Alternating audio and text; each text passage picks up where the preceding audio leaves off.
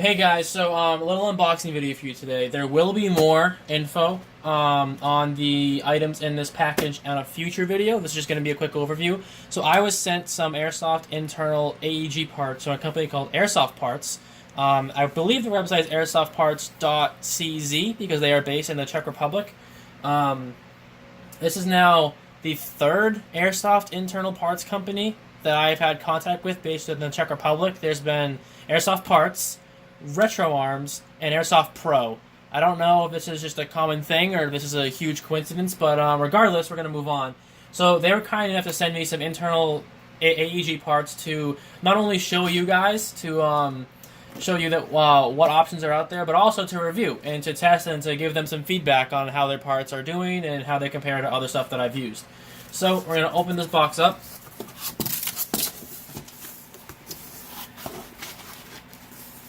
And it looks like there's a lot of packaging in here. So the I'll open these bags in a second. I can kind of tell what's in here by looking at them, but give you guys a quick look before I move on. And this looks like this is the main box here. So I will admit, this is by far the nicest packaging any airsoft company has presented me with. I've done a lot of beta testing for different companies, and this just takes the cake. Pretty. It's like opening like a brand new phone or something. All right, so inside this package, it looks like we have some cylinders, some cylinder heads, some piston heads, and some air nozzles. By first glance, let's see. I'm trying to see if there's any difference between two cylinders. They look very nice, but the ports look to be the exact same. They look to be the same material and pattern. I'll have to see if there's any difference between the two, or if they just happen to give me two. But I know. So let's get all these parts out, and I will talk about them afterward. So this part is an interesting one. So you might be able to see it looks a little different than a standard cylinder head. This was the main part that I was interested in, and I will get back to this later. And it looks like they gave me two of those. So here's another. Piston heads. If I can grab this out of here. Almost.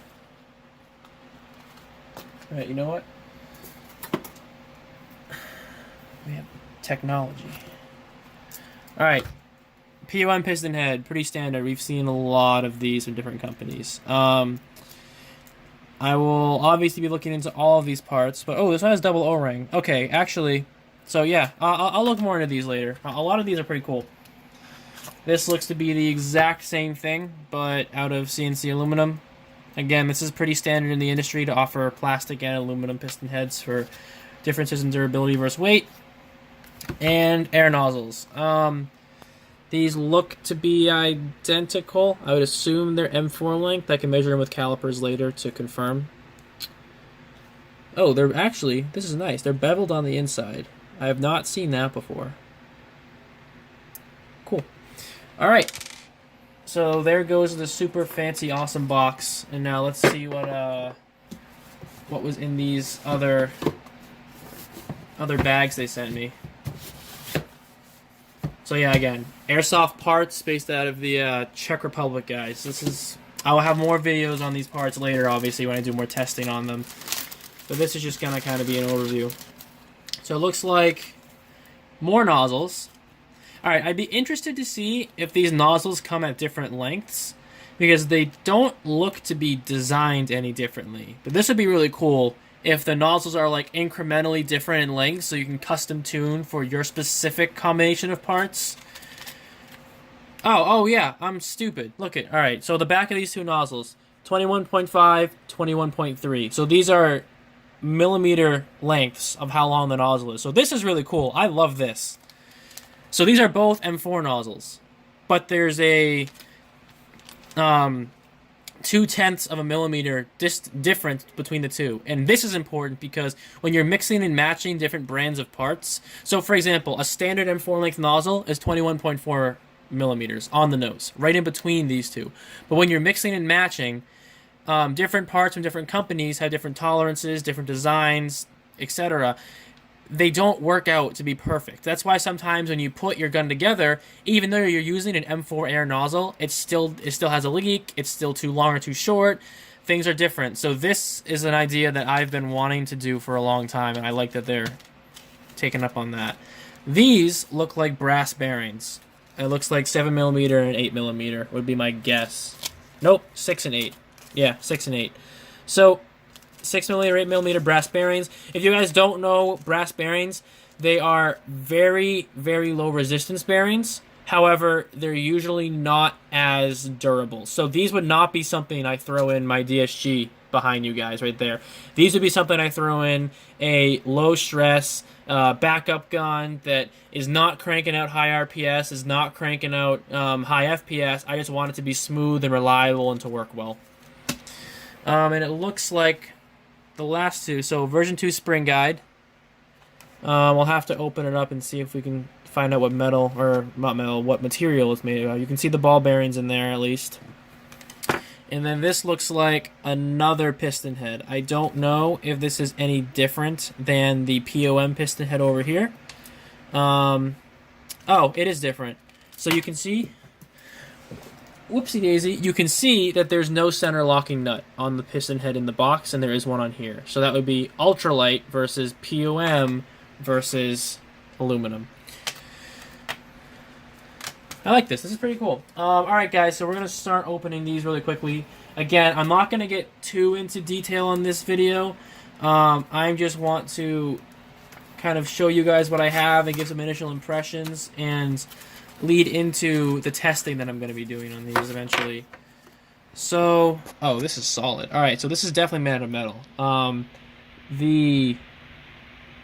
Damn, okay, so the base feels like aluminum, but the actual guide itself does not at all. This feels like steel. I don't want to confirm that it is. I will have to contact them and ask them what it's made out of. But this definitely feels like, just to my hand, steel, whereas this feels like aluminum. That would be really nice if that's what it is. That'd be really, really nice. Put this to the side. So, ultralight piston head. Let's see what you're made of.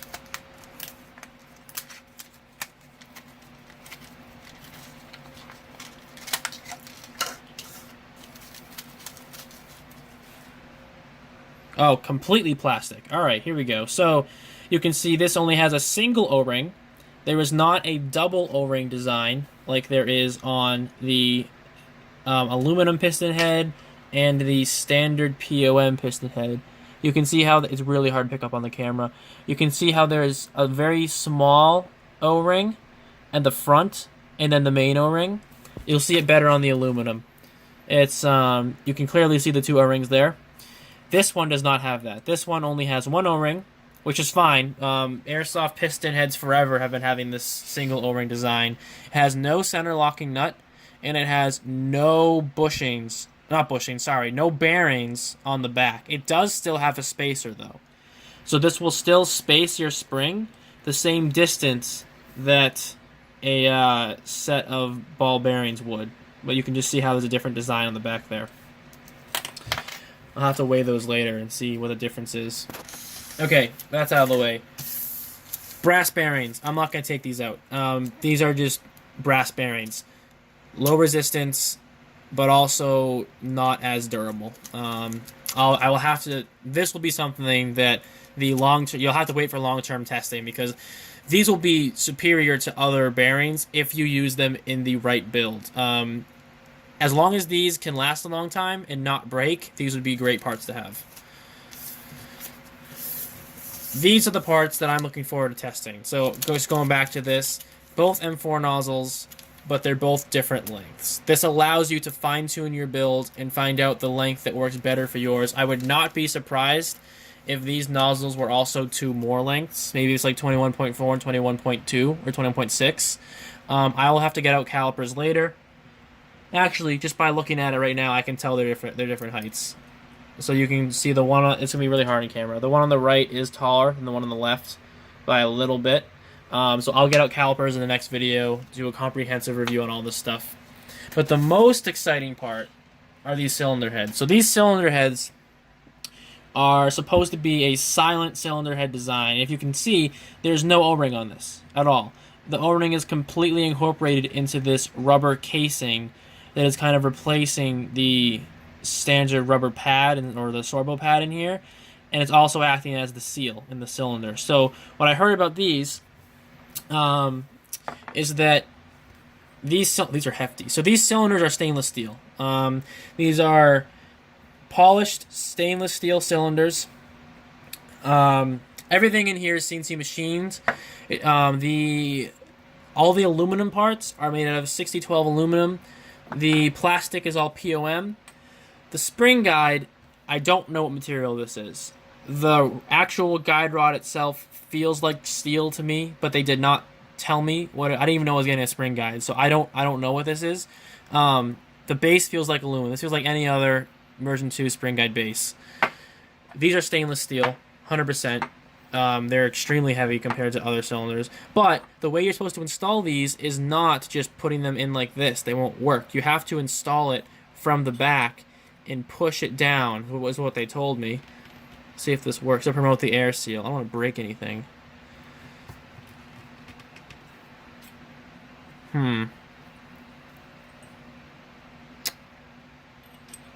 So I was told that you can't install it the normal way like this. You have to install it by pushing it from the other side. If this doesn't work with my finger, again, I'm going to do this off camera because I don't want to force this the wrong way and break it.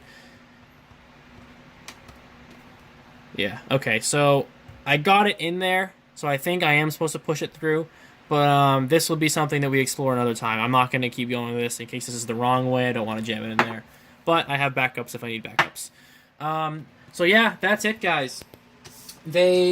Also, the biggest part of this company, 24-month warranty on all their parts. So there's a 2-year warranty on everything they make, which is what my biggest attraction was to them. Where I dealt with retro arms in the past, and I had just a lot. The retro arms has improved over the time. I will give them credit. The stuff they make now is of much higher quality than what they pumped out at the beginning. But one of the biggest drawbacks of buying a retro arms part when they came out is there was so many different issues, from things being the wrong size, from things not being thought out, things not being compatible, parts straight up not working, parts breaking after a week's worth of use just due to bad design.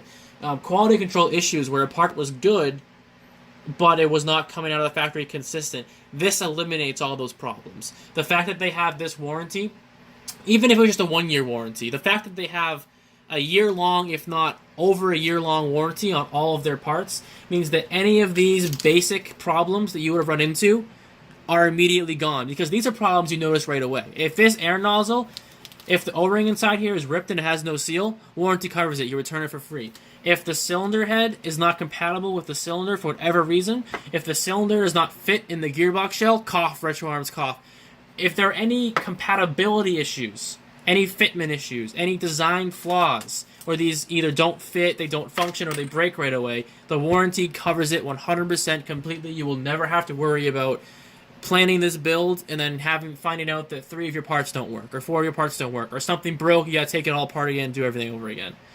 This covers you. And the fact that it's a year long, I believe they said 24 months, but just be on the safe side. Let's say I read that wrong. Let's say it's only 12 months. The fact that they have a year-long or longer warranty means that even if the parts come properly, let's say you tune it poorly, if the part breaks, within a year of buying it, you're covered. And that's something that no other internal part company does at all. There's not a single internal part company that offers that straight up.